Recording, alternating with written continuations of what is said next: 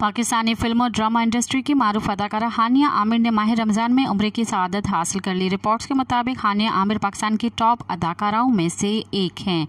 वह कई ड्रामों में अपनी शानदार अदाकारी के जौहर दिखा चुकी हैं। ड्रामा सीरियल मेरे हमसफ़र की ज़बरदस्त कामयाबी के बाद वो भारत में भी बहुत मकबूल हुई।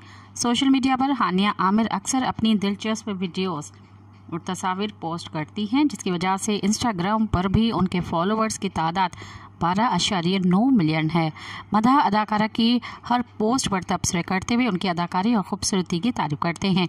अब हानिया आमिर ने photo and video sharing app Instagram पर अपनी चंद तस्वीर और वीडियो पोस्ट की, जिनमें उन्हें मक्का मुकरमा में देखा जा सकता है। मज़ीद ख़बरन ऐं तफ़सीलात लाइ विज़िट कयो असांजी वेबसाइट www.awamiNewsHD.com ऐं ॾिसंदा रहो अवामी न्यूज़ HD।